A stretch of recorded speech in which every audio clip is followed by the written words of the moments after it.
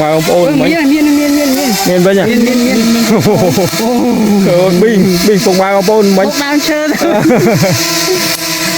นี่เนี่ยว่าเขาตรงอะไรนี่มันย้อนที่แอบมารุ่ยนั่งไงเราชอบกับบล็อกนี่ก็นี่บล็อกนี่บล็อกนี่แอบนี่เอาตัวพลุงโอ้มันทัดเตาบ้าละตาจิกเอาเตาเมียนสบายใช่ไหมเตาจิกบ้านไหนตัวยันหน้าก็มอยหอบความง่ายนี่ปงมาโอนนี่อะไรเนี่ยการอะไรนี่ทั้งไอ้เนี่ยcho tôi mua ăn cá đây màu bánh mấy bạn cho gió chỉ đang đánh mắt đó thôi là dân kho tại cái này mà thôi mà nuôi nhưng mà thôi ho chênh đây ngay chênh này chị ê ở đây là ăn miên spa mạch tấu rồi cầm nước mát này về lệ chia mấy cái nông ở lại năng ở những mơ khơi những thứ bệnh mát những cho tam nam chơi này thì giờ mà nè chịu đánh mặt vùng ngoài vòng ồn đây tôi ba ăn miên tôi nhớ tôi là thằng khăn mơ spa miên miên đến tới ngay ba này cho không thích chứ cho một lon này đừng biết cái mồi của bắt mình cười vậy chứ ô này là ăn khơi nó khơi bằng khơi họ đây ta nhà bò trôn nhà đây vùng ngoài bồn nó trong bò là ăn rồi ô gì chẳng dừng mặt đó đó cột đau để dừng con trong máu chết đấy không sao hai đấy mối qua mình chỉ vùng ngoài bồn bùng bò trôn mình pa lật chơi đi đào pang rau mình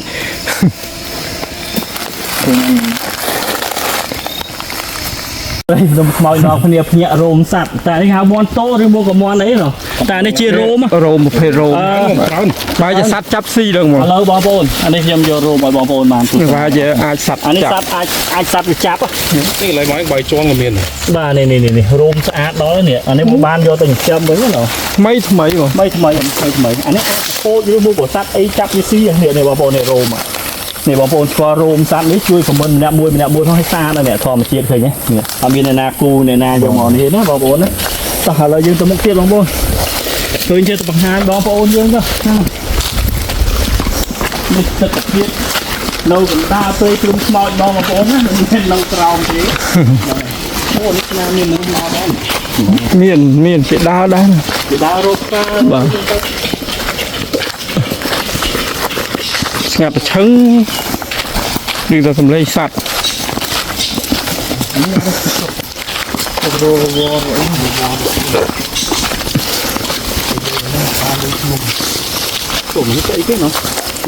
á này ăn hai quả này không được một xiên này hay mẹ này cái mặt bây giờ mặt mới này mẹ này để camera đã đi bờ oi bom bồn nhưng mà tụi sana thì mới solo có qua lấy trâu chia sọt nam mày chẳng á hàng đi nó lướt nung mồi để bên biển rồi nè mua cái cái đằng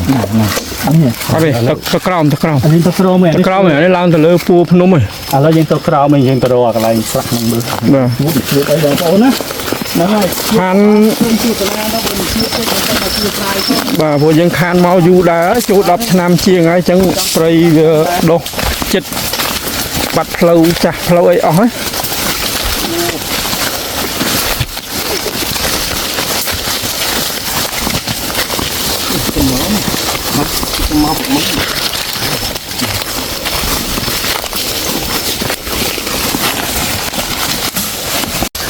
หนึ่งบอลโป่ช่วยอะไรช่วยสนานี่ประเภทโอ้หล่อโดยจะกาปรูลโดยจะกาปรูลบอลโป่เบอร์ไม่มาปรูลเหรอโอ้เตี้ยเตอร์ทอมาเจี๊ยบนึงนี่ใส่ซอนี่โกทีวีทอดไอ้บอลโป่เนี่ยมันตัวสนามงอเนี่ยเบอร์ไม่มาปรูลแล้วบ่จมรกกระเจี๊ยบไอ้พลายดอลบอลโป่เนี่ยเชื่อมกอดได้เคยเนี่ยเคยเลือตีมวยนะโดยจะกาปรูแบบบ่าให้สะอาดนะนั่งไงไอ้เชื่อมเคยย่ำเจี๊ยบต่างหากบอลโป่เนี่ยกิโลบอลโป่ชัวร์ให้นามวยกิโลไปตรอยกี่สดนามไปอย่างนั้นนะนั่งไงก็ต้องพนมขมอยยังจะคลายเนื้อเนี่ยยังพุ่งแย่ได้ไหมยังมือไม่มาปรูลแล้วบ่ปวดโดยเป็น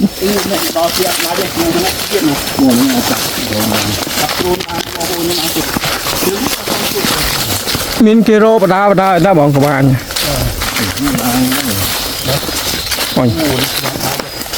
ต้นที่อ้างเลย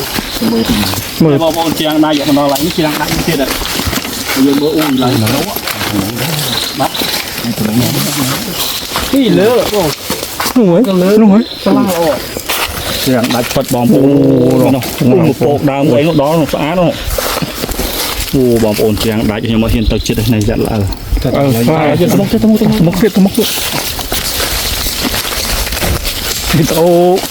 មកថ្ងៃនេះឃើញដាក់ដើរឥឡូវធ្វើដំណើរចូលទៅមើលជ្រាំងដាច់កន្លែងមាត់លាអាងដែលពុកម៉ែបងប្អូនចំណាំធ្វើដំណើរមកខាងទឹកដីអូសោមម្ដងបើដូចនៅខាងស្ដាំដៃយើងមកខាងស្ដាំដៃទៅយើងជាទៅដល់ហើយនេះដើររួចដល់គឺខាងហ្នឹងអត់ទៅបែបហ្នឹងមែនដឹងហើយហ្នឹងបើយើងដើរមកចំទៅហ្នឹងអបពុកតែចង់មកធ្វើវីដេអូហ្នឹងចឹងពុកម៉ែបងប្អូនផ្លូវមិនស្រួលទេដើរក្នុងព្រៃបាក់ណាស់លូនក្រាបរំទៅដល់មកកន្លែង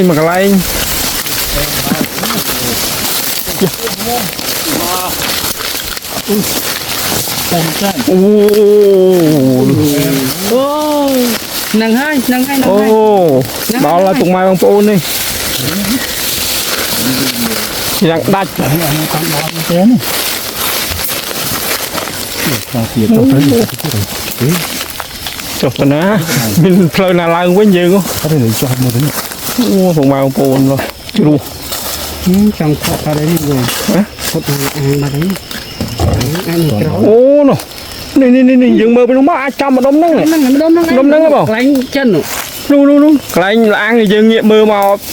ខាងស្ដាំដៃយើងឡើងពីទឹកវេមកអូច្រាំងដាច់ប៉ាត់ហេចុះមកទៀតដាច់អើស្ងាត់ជើងអត់ទេគួយលើស្ងាត់ជើងលើអូវិញហ្នឹងហើយយើងមកដល់ពីលើលាងហ្នឹងឯងហ្នឹងអញ្ចឹងនៅលើលាងហ្នឹងទៅលើមកឡាងហ្នឹងហើយនៅលើលាង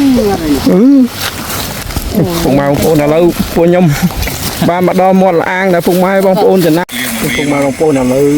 ពួកខ្ញុំនាំនេះប្រហោះដ្រូនដើម្បីចង់ដឹងមើលថាខាងក្រោមហ្នឹងមានលាងដែលខ្ញុំឃើញរៀងដូចប្រសាទមែនអត់ឥឡូវកុំភ្លេចរងចាំទស្សនាទាំងអស់គ្នាមានសាលាហ្នឹងទេមាននៅសមាធិអត់មានតំបន់ព្រៃភ្នំបើនិយាយទៅកន្លែងណាដែលវាមានកន្លែងណាអត់ចឹងណាយើងមិនពិបាកនៃបរោះដ្រូនដែរបងប្អូនហើយនិយាយទៅរឿងការងារបរោះដ្រូននេះបងប្អូនខ្ញុំអធិស្ឋានផងខ្ញុំធ្លាប់ធ្លាក់កន្លងមកធ្លាក់អស់មួយដែរបងប្អូនហ្នឹងហើយដ្រូនក្រោយនេះដោយសារបងបារាំងដែលគាត់តែងតែគ្រប់គ្រងនៅ channel YouTube ទំព័រ TV ហ្នឹងក៏គាត់ទិញជូនហ្នឹងហើយក៏អរគុណដល់បងប្រុសលេងដែលរស់បងប្រុសលេងនិងភរិយាដែលរស់នៅបារាំងហ្នឹងហើយតែងលីយ៉ុងហើយជាស្រ័យបងប្អូនហើយខ្ញុំមិនមែនជាអ្នកក្រៅប្រទេសអីទេគាត់ណានេះធ្លាប់ដូចថាដើរផ្សងព្រេងតាមតំបន់ព្រៃភ្នំជាមួយពួកគាត់ចឹងណាហ្នឹងហើយក៏គាត់ទិញដ្រូនឲ្យមួយចឹងដែរនេះឧបត្ថម្ភថាឧបត្ថម្ភអញ្ចឹងដ្រូនយើងទោះបីយ៉ាងណាក៏ដោយបងប្អូនយើងមិនមែនចេះតែបរោះទេតាមតំបន់ព្រៃភ្នំជួនកាលវាអត់មានសេវាជួនកាលវាអត់មានអីចឹងទៅយើងពិបាកនឹងបរោះដែរបងប្អូនបាទតែបើបានបរោះកាលវិញបងប្អូនអើយទេសភាពគឺស្រស់ស្អាតណាស់នៅទឹកដីវាលវែងយើងនេះបងប្អូនកន្លែងណាក៏ដូចកន្លែងណាដែរជាពិសេសតំបន់ធម្មជាតិព្រៃភ្នំទឹកជ្រោះដោយថានិយាយទៅគឺកន្លែងណាក៏ដូចកន្លែងណាដែរបងប្អូនសម្បូរព្រៃភ្នំជាពិសេសស្រុកវាលវែងខេត្តពោធិ៍សាត់យើងនេះបងប្អូនណាពីមុនយើងឈរពីផ្លូវយើងស៊ូមមកនេះបាទឥឡូវយើងឈរពីនេះស៊ូមទៅផ្លូវវិញហើយបាទដល់កន្លែងនៅដែលលាងនៅយើងចំណាំទៅបាទហើយនោះផ្លូវជាតិលេខ10បងប្អូនឃើញនោះវាលសាឡាណានឹងផ្លូវជាតិលេខ10ហើយនោះប្រម៉ោយបាទប្រម៉ោយហើយនោះប្រម៉ោយបងប្អូនប្រម៉ោយយើងមើលទៅឃើញបែកផ្សែងដែរបងប្អូនណាហ្នឹងនោះផ្ទះមួយហើយខ្ញុំនៅអង្គុយនេះអង្គុយនៅលើកំពូលភ្នំខ្មោចហើយបងប្អូនអើយហ្នឹងហើយកំពុងតែរកអាណែងកន្លែងសេវាបកាអាណែងប្រហោះបងប្អូនណាហើយនេះ1500គាត់ដល់ថាគាត់អត់ធ្លាប់ដើរព្រៃភ្នំចឹងទៅគាត់បានដើរចឹងគាត់ប្លែកអារម្មណ៍គាត់ខ្សាច់សខ្សាច់ស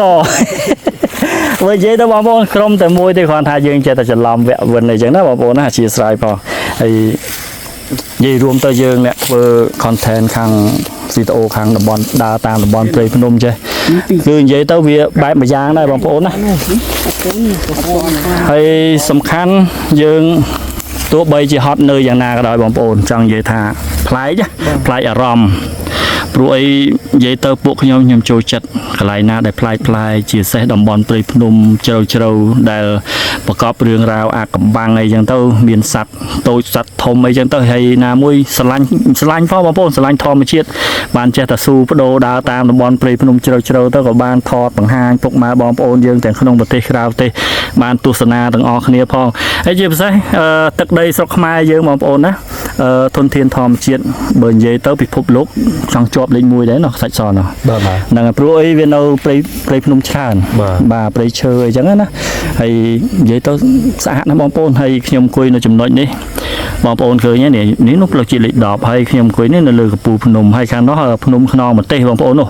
ហើយនិយាយទៅភ្នំជាប់គ្នាដឹករហូតទៅដល់ជួរភ្នំកវាញជាប់ទៅដល់កោះកុងហើយភ្នំខ្មៅយើងនេះនិយាយទៅជាប់ក្បាត់ទាំងអស់បងប្អូនទៅដល់ទឹកដីកោះកុងហើយបើនោះខាងនោះភ្នំតពរហ្នឹងទឹកដីមជួរបាត់ដំបងសំឡូតប៉ៃលិនអីចឹងទៅហ្នឹងហើយមានសេវានៅហ្នឹងហើយខ្ញុំចេះតែរៀបរាប់ជូនពុកម៉ែបងប្អូនបានទស្សនាឥឡូវហោះហើយអញ្ចឹងបានថាខុសត្រូវយ៉ាងណាសូមម្ចាស់ទឹកម្ចាស់ដីម្ចាស់ព្រៃដែលថែសារនៅភ្នំខ្មោចនេះសូមកុំប្រកែប្រកាន់កូនចៅអីហើយកូនចៅថតនេះដើម្បីបង្ហាញបងប្អូនយើងទាំងក្នុងប្រទេសក្រៅប្រទេសឲ្យលោកបានទស្សនានៅទស្សនភាពនៅភ្នំខ្មោចទាំងអស់គ្នាហើយពិតជាស្រស់ស្អាតណាស់បងប្អូនស្រស់ស្អាតណាស់ហ្នឹងហើយអូយបងស្អាតណាស់នេះហើយស្អាតហ៎អូហ្នឹងឯងកន្លែងហ្នឹងឯងអូនេះបងប្អូននេះចំហីអូតែប៉ុណ្ណេះដូចពាក្យសន្យាឲ្យបងប្អូនណាហ្នឹងហើយនេះបងប្អូននេះអូនេះចំកន្លែងមាត់អាងអូចំកន្លែងមាត់អាងហ្នឹងហ្មងហ្នឹងហើយទីក្នុងទ្វារប្រាសាទបងប្អូននេះបងប្អូនស្អាតណាស់ដូចអាណៃប្រាសាទអង្គរវត្តចឹងមកសាច់តតាបងប្អូនមានវិញឃើញប៊ីងពុកម៉ែបងប្អូនមិញដើមឈើនេះអ្នកបោះត្រូនអត់ទេនេះមិញវាអត់មាន GPS វាមករួចហ្នឹងហើយឥឡូវចុះទៅប្រឡោះនេះទៅនេះប្រឡោះនេះអែបនេះខំជួខ្លួនអូមិញថាទៅបាត់ហើយអញ្ចឹងបានតែចេះថាតិចអត់ទៅមានសេវាអញ្ចឹងហ្នឹងហើយចុះតិចបានហើយទៅយ៉ាងណាក៏កុំឲ្យហោះចំឆ្ងាយនេះពុកម៉ែបងប្អូននេះអត់ទេអ្នកកាន់អាណៃនេះអីចុះទៅមួយអត់កើតទេមកវិញមើលបាក់ចូលច្រាំងដាច់ម៉ាត់ឃើញឥឡូវយើងថតតែកន្លែងនឹងតិចមកឃើញមើលខ្ញុំមកថយហោះចេញទៅឆ្ងាយជាងនឹងតិចអត់ទេអត់មានសេវាមិនទៅព្រមនឹងបានវា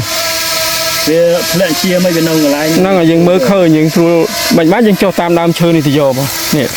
ជ្រួលដាច់ម៉ាត់ពុកម៉ែបងប្អូនតែខ្ញុំទៅបានអត់មានញ៉ាំដូច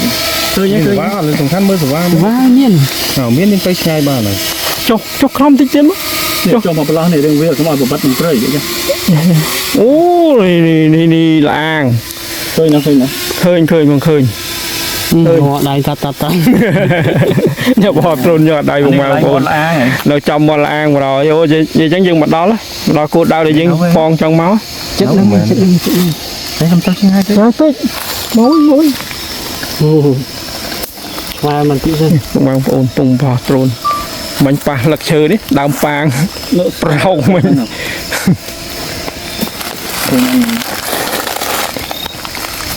អូយ៉ាបងធំបងទៅបងធំបងប្អូនខ្លះគាត់យល់ហើយមិនចាំបាច់យើងនិយាយចំណាហ្នឹង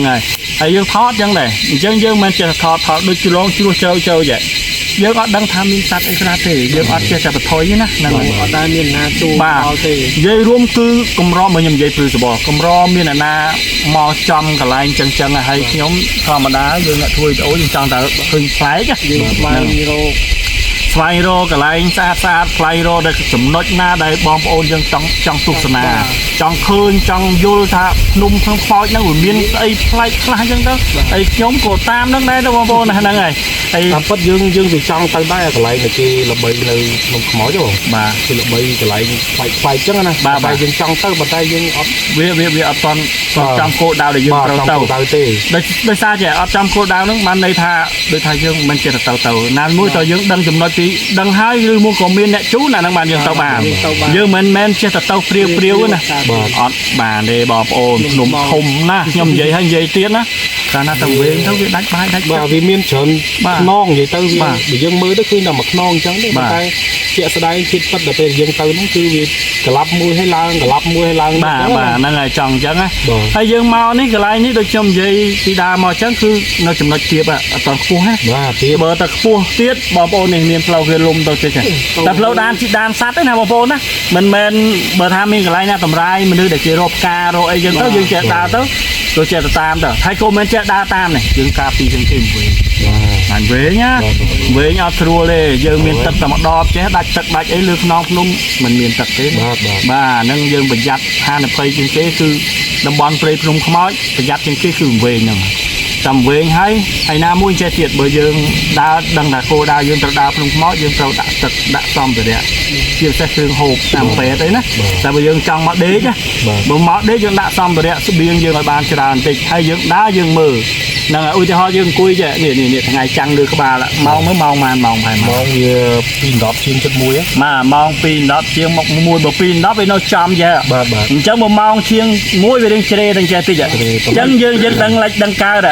បាទដឹងជើងដឹងត្បូងបងប្អូនណានេះខ្ញុំអានេះបទពិសោធន៍ខ្ញុំធ្លាប់ដើរព្រៃតិចតួចទេហ្នឹងហើយអញ្ចឹងយើងដឹងអញ្ចឹងយើងកុំឧទាហរណ៍ថាយើងត្រូវចេញទិសខាងលិចជាងខាងត្បូងឥឡូវយើងបកមកវិញមកខាងណាវិញអញ្ចឹងយើងបកមកតាមនឹងវិញមកអញ្ចឹងអត់ចេះវិញទេបាទហ្នឹងហើយដូចខ្ញុំមកចំណុចនេះបងប្អូនណាបើសិនតែខ្ញុំមកនេះគោលដៅគឺមកថតអាកន្លែងលាងភ្នំមួយដែលមានប្រាសាទខ្ញុំវិលវិញបងប្អូនណាដែលមានប្រាសាទឥឡូវខ្ញុំកំពុងតែរហ្នឹងហើយមិនមែនរមួយថ្ងៃឃើញភ្លាមទេណាហ្នឹងហើយអញ្ចឹងយើងចេះតែខំហើយខំទៀតអញ្ចឹងយើងឮបងកាន់សាមទីបងណាឮថាបងដូចឃើញអាហ្នឹងមើលពីថ្ងៃឃើញដូចយូរថ្ងៃហើយបាទតែយើងអត់ទាន់មកដល់រកផ្លូវអត់ទាន់ឃើញតែឥឡូវរកផ្លូវឃើញហើយរកអាកន្លែងប្រាសាទអត់ទាន់ឃើញទេខ្លោងទ្វារដូចប្រាសាទអត់ទាន់ឃើញទេបាទអញ្ចឹងឥឡូវខ្ញុំមកចំពួរខ្នងហ្នឹងហើយបងប្អូននេះហើយកាមេរ៉ាហ្នឹងវាឲ្យបងប្អូនយើងបានទស្សនាតិចទៅកុំឲ្យថានៅមួយកន្លែងថាអត់បាននេះអញ្ចឹងណាហ្នឹងហើយវាតិចឲ្យបងប្អូនយើងបានទស្សនាមិនមែនអង្គុយនិយាយមួយកន្លែងហើយអង្គុយនៅក្រោយផ្ទះទេណាបងប្អូនណាគឺនៅចំណុចហ្នឹងហ្មងហើយខ្ញុំ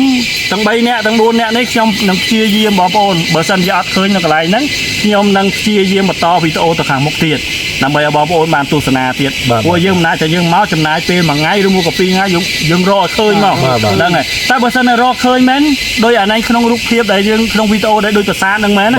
ស្រុកវាលវែងយើងគឺផ្ទុះហើយបងប្អូនស្រុកវាលវែងខេត្តពោធិ៍សាត់ខ្ញុំជឿតែផ្ទុះហើយផ្ទុះយ៉ាងម៉េចផ្ទុះដោយសារយើងបានរកឃើញឧទាហរណ៍ថាប្រាសាទមែនណាអានេះខ្ញុំនិយាយចឹងបងប្អូនឧទាហរណ៍ថារកបានប្រាសាទមួយដូនតាបន្សល់ទុកដឹងពីប្រមាណជំនាន់នេះដោយសារយើងអត់បានបានស្រាវជ្រាវរកហើយភ្នំខ្មោចនេះកាលណាទៅខ្ញុំចង់និយាយថាពេលណាដែលភ្លៀងខ្លាំងគឺងឹតហើយអញ្ចឹងអ្នកទាំងអស់គ្នាអត់សូវចាប់អារម្មណ៍ទេអញ្ចឹងដល់ពេលបើថ្ងៃមកដូចថាខ្ញុំអ្នកធ្វើវីដេអូខ្ញុំចេះតែដើរទៅឃើញចុះដូចប្រាសាទមែនទៅភ្នំខ្មោចមានប្រាសាទចុះបើយើងថតឃើញមែនឬមកក៏ជាក់ស្ដែងមកយើងមិនប្រាសាទមែនយើងស្រុកវាលវែងយើងនឹងវារឹតតែផ្ទុះល្អមានភ្ញៀវទេសចរក្នុងប្រទេសក្រៅប្រទេសលោកមកទស្សនាហើយមានផ្លូវស្រួលទៀតយើងមិនកើនអានេះភ្ញៀវទេសចរគិតសេដ្ឋកិច្ចស្រុកយើងក៏វាឡើងតាមហ្នឹងនឹងកើនឡើងតាមហ្នឹងហើយប្រជាពលរដ្ឋយើងក៏បានលក់ផលិតផលឬមកក៏ដំណាំដាំដុះឲ្យដូចជាបឺដូចជាត្រេនហើយឥឡូវស្រុកវាលវែងយើងមិនថាអូសោមិនថាថ្មដាខែត្រេនតែមែនតើណាបាទមិនចាំបាច់នាំចេញនាំចូលវិណាដល់ពេលយើងចឹងទៀតភ្ញៀវទេសចរមកទៀតបងប្អូនយើងសប្បាយចិត្តនឹងបានលក់ដូរថែមទៀតអញ្ចឹងហើយវិលមកវិញបងប្អូនណាហើយអញ្ចេះឥឡូវមិនដាច់ថាចេះចុងក្រោយនេះបងអូនសាច់ស channel ទៅបង្កើតថ្មីហើយនឹងកោ TV មានពាក្យពេចន៍អីបន្តទៀតនិយាយថែមទៀតដើម្បីឲ្យបងប្អូនយើងជួយគ្រប់គ្រងហ្នឹងចង់បញ្ចប់មានអីថែមទៀតបាទខ្ញុំមានដូចតារាអញ្ចឹងបងប្អូនគឺមានបងប្អូនជួយ Subscribe ម្នាក់មក Subscribe មកដើម្បីឲ្យ channel របស់ខ្ញុំបាទហ្នឹងឆាប់គ្រប់គោលការណ៍បាទបើចង់និយាយថាបើបានគ្រប់ទៅក៏បានរកបានថវិកាខ្លះទៀតទៅដើម្បីផ្គត់ផ្គង់នឹងវងគ្រួសារយើងកាលណាតែយើងដើរអត់មានចំណូលចូលក៏អត់មានចំណាយចង់និយាយថាចំណាយអត់មានចំណូលចូលក៏យើងពិបាកដែរហ្នឹងហើយបងប្អូនណាអញ្ចឹងបងប្អូនមេត្តាជួយគ្រប់គ្រងនៅ channel YouTube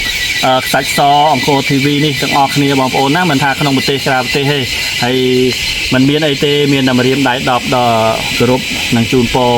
ជូនពុកម៉ែបងប្អូនទាំងក្នុងប្រទេសក្រៅប្រទេសហើយបើសិនជាលើសលួសពាក្យពេចន៍សម្ដីត្រង់ណាមសំរុំពីខ្ញុំបាទទាំង3នាក់នេះក៏សូមអធិស្ឋានហើយជាចុងបញ្ចប់នេះក៏សូមជូនពរជូនជ័យពុកម៉ែបងប្អូនទាំងក្នុងប្រទេសក្រៅប្រទេសឲ្យលោកជួបតែសេចក្តីសុខនិងសេចក្តីចម្រើនទាំងអស់គ្នាចឹងសម្រាប់ពេលនេះខ្ញុំបាទតព TV ខ្ញុំអង្គរ TV និងខ្ញុំបាទសាច់សអរគុណច្រើនសូមជម្រាបលាបាទ